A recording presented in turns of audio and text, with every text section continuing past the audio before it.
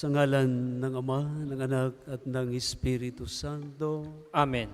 ang pagpapala ng ating Panginoong Hesukristo, ang pag-ibig ng Diyos Ama, at ang pakikipagkaisa ng Espiritu Santo naway laging sumainyong lahat. At sumainyo rin. Magandang umaga po sa inyong lahat. Araw ng Miyerkules, ika-21 linggo sa karaniwang panahon. Isama po natin ang ating mga daladalang kahilingan. Upang tayo'y maging marapat gumanap sa banal na pagdiriwang, ating aminin ang ating mga kasalanan. Inaamin ko sa makapangyarihang Diyos at sa inyo mga kapatid, na lubha akong nagkasala sa isip, sa salita at sa gawa, at sa aking pagkukulang. Kaya isinasamo ko sa mahal na Birheng Maria, sa lahat ng mga anghel at mga banal, at sa inyo mga kapatid, na ako'y ipanalangin sa Panginoong ating Diyos. Kaawaan tayo ng makapangyarihang Diyos, patawarin tayo sa ating mga kasalanan, at patnubayan tayo sa buhay na walang hanggan. Amen.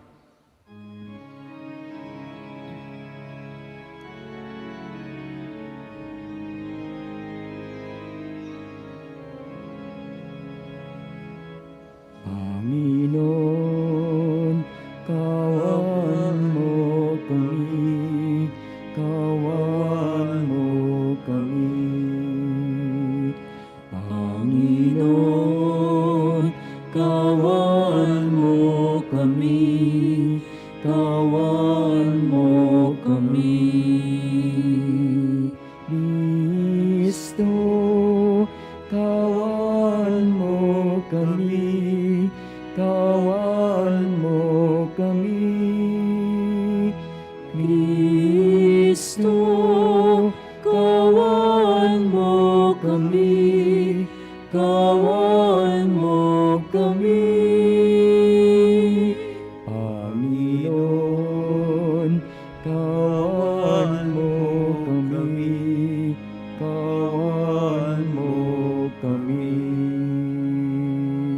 Panginoon, kawan mo kami, kawan mo kami. Manalangin tayo.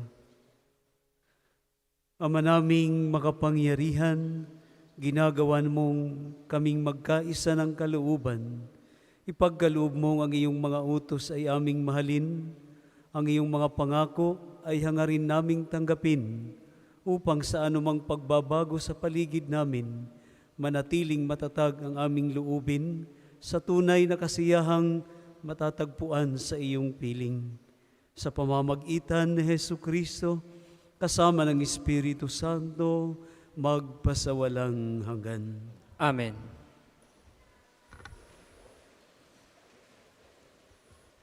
Pagbasa mula sa unang sulat ni Apostol San Pablo sa mga taga-Tesalonica.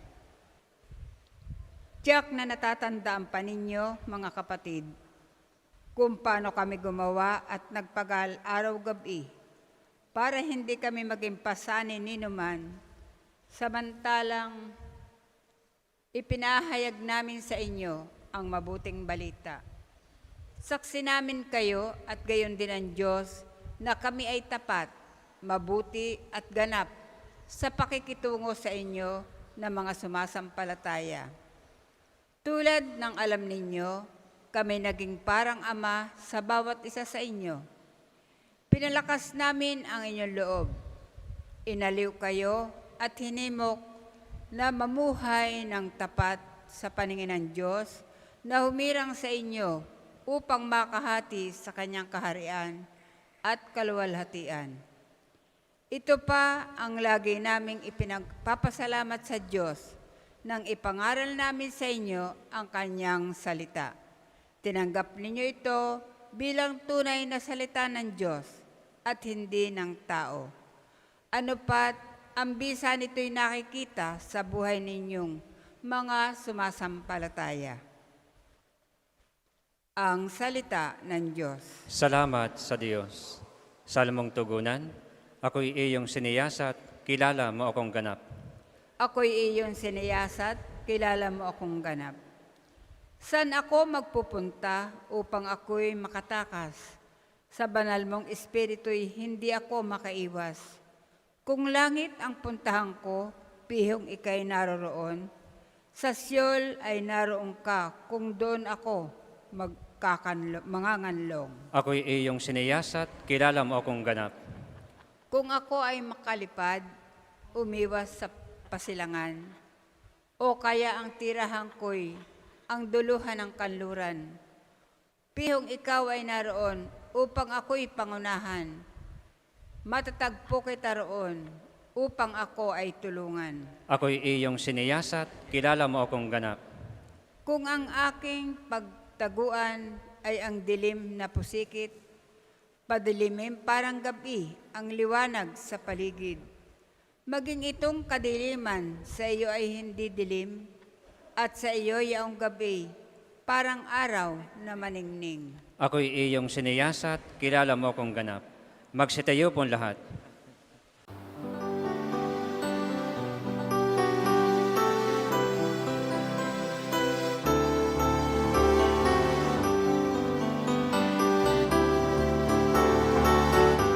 Hallelujah, hallelujah, hallelujah, hallelujah, hallelujah, hallelujah, hallelujah.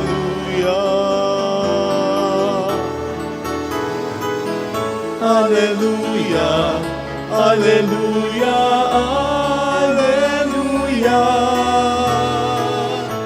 Hallelujah, hallelujah, hallelujah, hallelujah.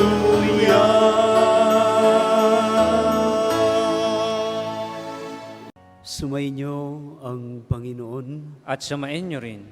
Ang pagpapahayag ng mabuting balita ng Panginoon ayon kay San Mateo. Papuri sa iyo, Panginoon.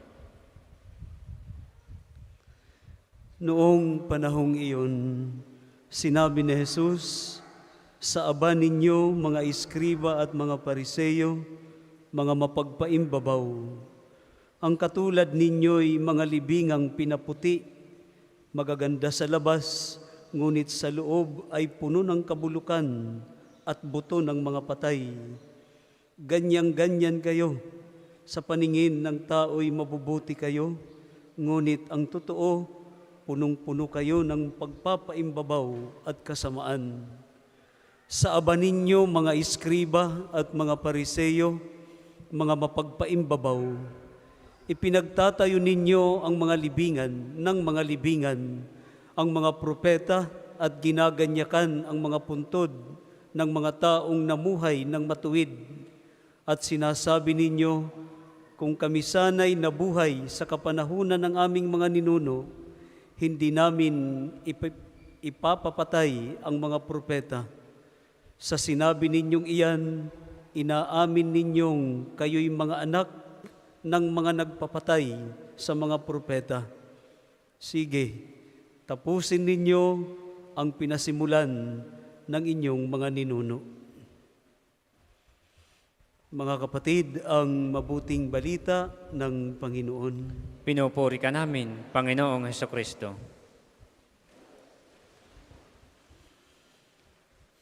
Mapagpalang araw pong muli sa inyong lahat. Welcome po sa Pambansang Dambana at Parokya ni Santo Padre Pio.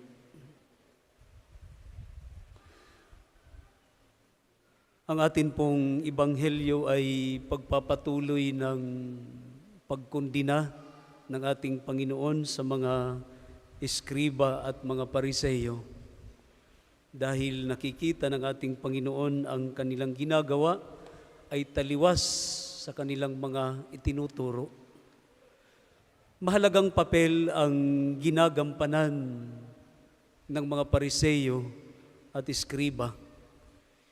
Hindi lamang po sila itinuturing na mga tagaturo ng relihiyon, kung hindi sa buong buhay nila.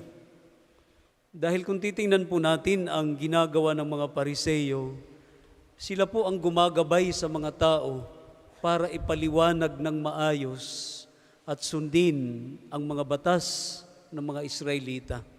Hindi lamang po ito pangrelihiyon, dahil kung titingnan po natin noong unang panahon, wala pa naman tinatawag na separation of church and state. Hindi po ito kagaya ngayon ang paghihiwalay ng estado at ng simbahan. Noon ay ang tinatawag na theocracy, kung ano yung pananampalataya, kung ano ang iniuutos ng Diyos, kabuuan yon ng buhay ng isang tao. Kaya ang pagtuturo o paggabay ng mga Pariseo at mga Eskriba noon ay hindi lang nakatuon sa pananampalataya, maging ang paghuhugas ng kamay, paghuhugas ng plato, ang pagsunod sa mga nakakatanda, lahat ay saklaw ng pananampalataya. At ito nga po yung tinatawag na theocracy.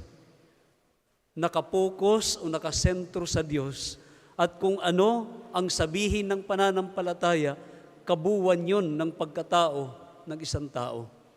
Yun ang ginagampanan ng mga Pariseo. Ang mga Eskriba naman ay tagaturo, tagapagpaliwanag ng mga kautusan o batas na isinulat ni Moises. Kaya nga, kung titingnan po natin ang mga Eskriba, kung papaanong mahalaga ang ginagampanan ng mga Pariseo, ganun din ang mga Eskriba. Subalit ang lahat ng ito ay makikita natin bakit pinupuna ng ating Panginoon ngayon, tinutuligsa sa medyo masasakit na salita. Mantakin niyo po ang sabihan, sa aba ninyo, mga Eskriba at mga Pariseo, mga mapagpaimbabaw, mga plastic, mga hipokrito, mga hipokrita. Dahil sabi ko nga po kanina ang kanilang ginagawa ay taliwas sa kanilang mga itinuturo. My dear brothers and sisters, ang ninanais lang naman ng ating Panginoon ay kung ano ang iyong sinasabi, yun ang iyong isabuhay. At ginamit pa ng ating Panginoon ang pagsasabing, sinasabi niyong kung kami sana'y nabuhay sa kapanahunan ng aming mga ninuno, hindi namin ipapapatay ang mga propeta. Sa sinabi ninyong iyan, inaamin ninyong kayo'y mga anak ng mga nagpapatay sa mga propeta. Dahil kung titingnan po natin si Isaías, papaano namatay, pinatay si Isaías, nilagari mula ulo hanggang paa, mula taas hanggang ibaba, sa kapanahunan ni Haring Manase. Dahil mga ninuno ng sinasabi ng ating Panginoon ang nagpapatay nito, isang propeta, si Propeta Isaías. Para bagang ang sinasabi ng ating Panginoon dito, in denial kayo Hindi ninyo matanggap. At ito'y realidad. Kahit ngayon atin po itong napapakinggan.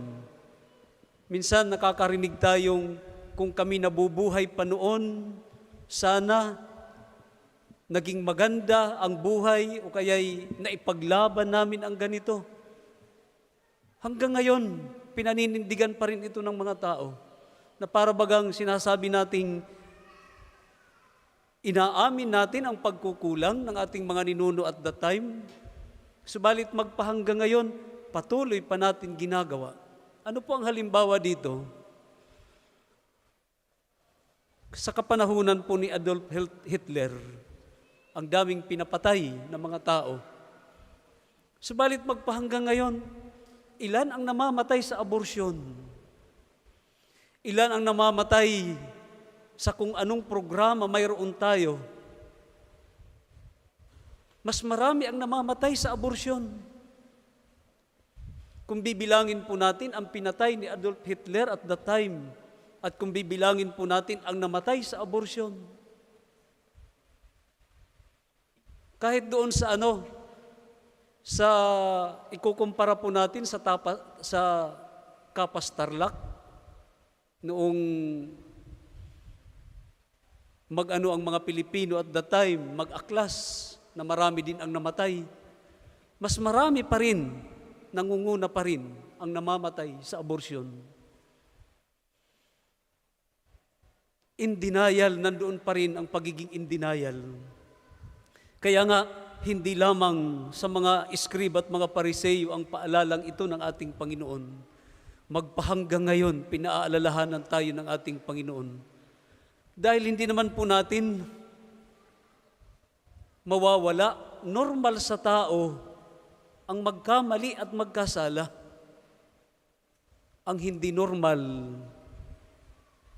ang hindi natin aminin kung ano ang nangyayari sa pagkatao ng isang tao. Kung ano ang nangyayari sa kung ano ang ating mga ipinagagawang kasamaan laban sa ating kapwa. Iyon ang kinukundina dito ng ating Panginoon na magpahanggang noon na sinabi ito ng ating Panginoon sa mga iskrib at mga pariseyo, in denial pa rin sila, ayaw nilang tanggapin ang kanilang pagkakamali, ang kanilang pagkakasala, na sila nga ang taga-akay ng mga tao at that time, subalit hindi nila inaangkin at hindi nila inaamin na mali ang kanilang mga ginagawa. Yun po yung masaklap, yun yung itinuturo ng ating Panginoon ngayon. Subalit kung ating aaminin ang ating mga pagkukulang at pagkakamali, maawain, mahabagin ang ating Diyos. Kahahabagan niya tayo, kaaawaan niya tayo. At ipaparamdam ito sa atin ng ating Panginoon. Baka pa ito ang maging dahilan para sa ating kaligtasan. Nawa sa paalala ng ating Panginoon ngayon sa mga iskrib at mga pariseyo na kanyang tinawag sa aba ninyong mga iskrib at mga pariseyo mapagpaimbabaw. Nawa sa ating mga pagkukulang, sa ating mga pagkakasala, tunay na tayo'y magpakumbaba at aminin natin na tayo'y mahina, nakahanda tayong magbago, nakahanda tayong sumunod at pagsumikapan na marating ang langit na tahanan na iniaalok sa atin ng ating Poong May Kapal. Amen. Para sa mga maghahandog ng sobre, pakihulog na lang po sa buslo.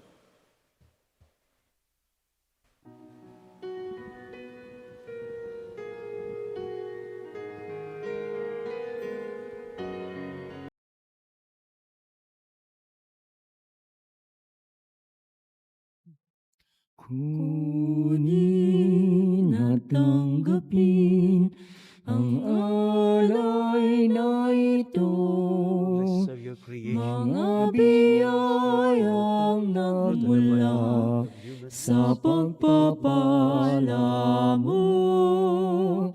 Tanda ng bawat puso, pagkat inibig mo, ngayon'y nananalig, nagmamahal sa'yo. It will become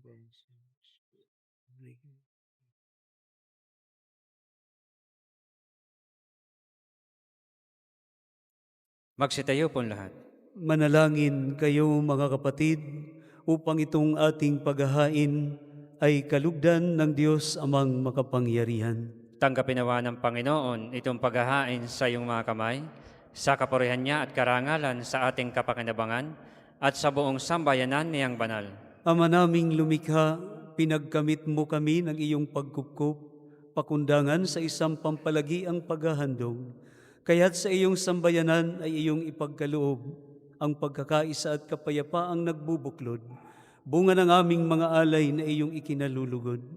Sa pamamagitan ni Jesucristo, kasama ng Espiritu Santo, magpasawalang hanggan. Amen. Sumainyo ang Panginoon. At sumain niyo rin. Itaas sa Diyos ang inyong puso at diwa. Itinaas na namin sa Panginoon. Pasalamatan natin ang Panginoong ating Diyos. Marapat na siya ay pasalamatan. Ama naming makapangyarihan, tunay ngang marapat na ikaw ay aming pasalamatan sa pamamagitan ni Jesucristo na aming Panginoon. Utang na loob ang nagbubunsod upang gunitain ang kamatayan niya para kami ay buhayin. Pagtitiwala ang sanhi ng ligayang di malilimot sa pagkabuhay niyang sa amin ay kaloob.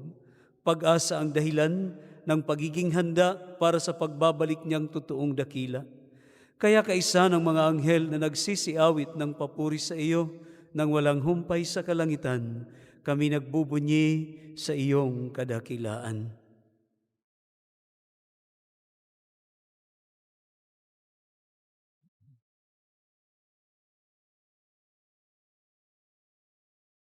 Santo, Santo, Santo, Panginoong Diyos ng mga hukbo, napupuno ang langit at lupa ng kadakilan mo. O sana, sana sa kaitaasan, pinagpalang na paririto sa ngalan ng Panginoon. O sana, sana sa kaitaasan.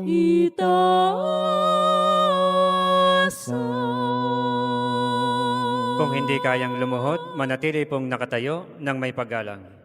Ama naming banal, ikaw ang bukal ng tanang kabanalan, kaya't sa pamamagitan ng iyong Espiritu, gawin mong banal ang mga kaloob na ito upang para sa amin ay maging katawan at dugo ng aming Panginoong Hesukristo. Bago niya pinagtiisang kusang loob na maging handog, hinawakan niya ang tinapay, pinasalamatan kanya. Pinaghati-hati niya iyon, iniabot sa kanyang mga alagad at sinabi, "Tanggapin ninyong lahat ito at kanin, ito ang aking katawan na ihahandog para sa inyo."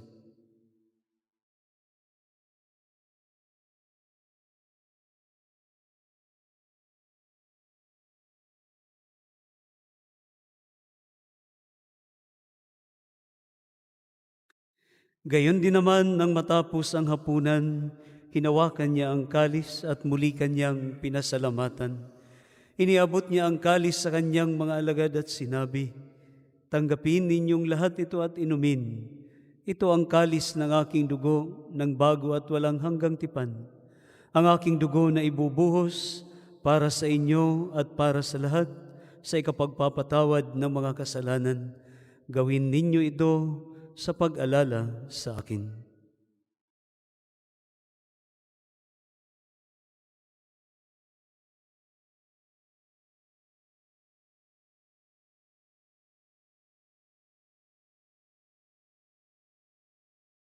Ang misteryo ng pananampalataya. Sa krus mo at pagkabuhay, kami natubos mong tunay.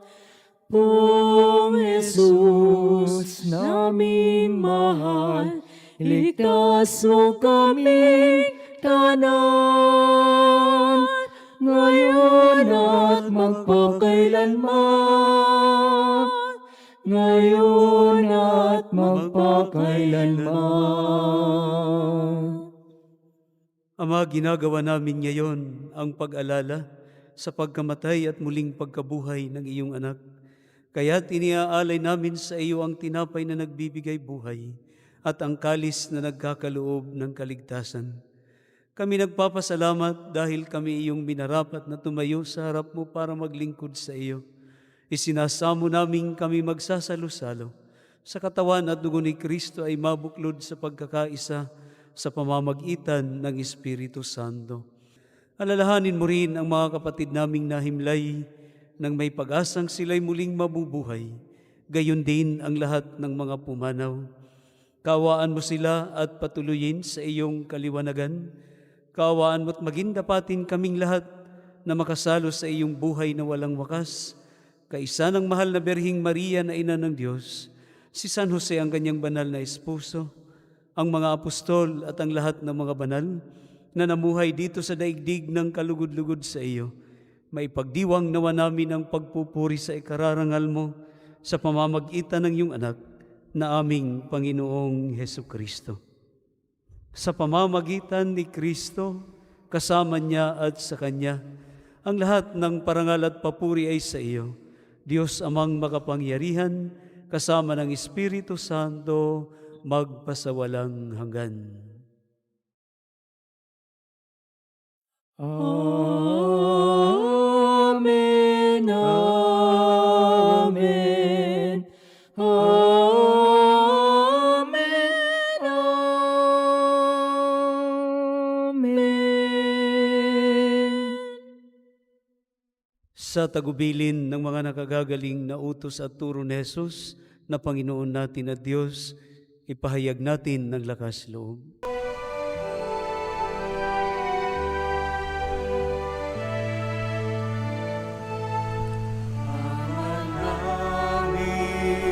Sumasalangit ka, sambahin ang ngalan mo. Mapasa amin ang kaharian mo, sundin ang loob mo. Dito sa lupa para ng sa langit, bigyan mo po kami ngayon ng aming kakanin sa araw-araw at paglawarin mo kami sa aming mga sala para ng pagpapatawad namin sa nagkakasala sa amin. At huwag mo kaming ipahintulot sa gusto, at iadya mo kami sa lahat ng masama. Hinihiling naming kami iadya sa lahat ng masama, pagkalooban ng kapayapaan araw-araw, iligtas sa kasalanan at ilayo sa lahat ng kapahamakan, samantalang aming pinananabikan ang dakilang araw ng pagpapahayag ng tagapagligtas naming sa Hesukristo. Sapagkat iyo ang kaharian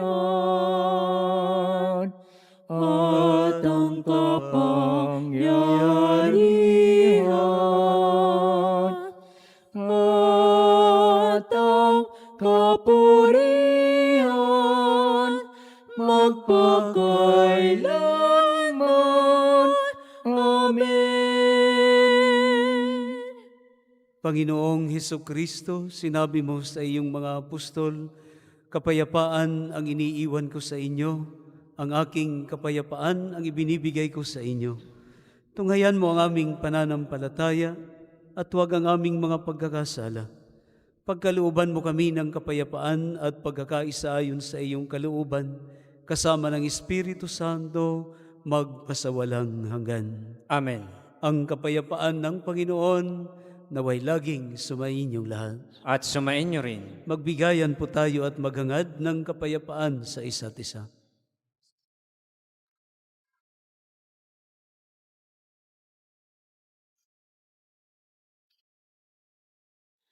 Kordero ng Diyos na nag-alis ng mga kasalanan ng sanlibutan, maawa ka sa amin, maawa ka sa amin. Kordero ng Diyos na nag-alis ng mga kasalanan ng sanlibutan. Maawa ka sa amin, maawa ka sa amin. Kordero ng Diyos na nag-alis ng mga kasalanan ng sanlibutan, ipagkaloob mo sa amin ang kapayapaan.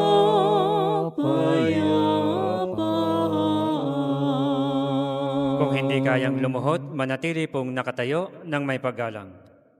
Mga kapatid, na ito ang ating Panginoong Hesus, ang kordero ng Diyos na nag-aalis ng mga kasalanan ng sanlibutan.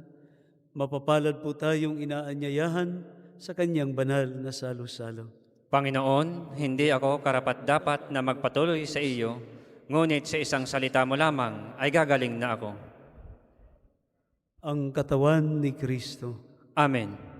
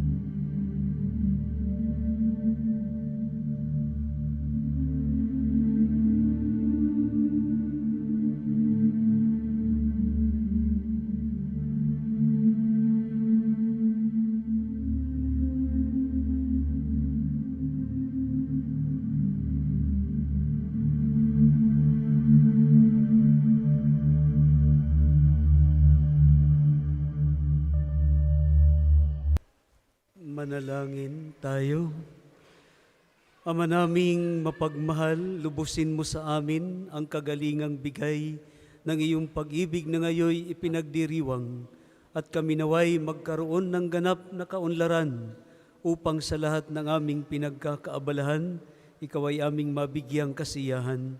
Sa pamamagitan ni Jesucristo, kasama ng Espiritu Santo, magpasawalang hanggan. Amen. Sa inyo pong lahat, maraming salamat. Sumainyo ang Panginoon At sumainyo rin. at pagpalain po kayong lahat ng makapangyarihang Diyos, ang Ama, ang Anak at ang Espiritu Santo. Amen. Naihain na po ang banal na misa, humayo kayong mapayapa. Salamat sa Diyos.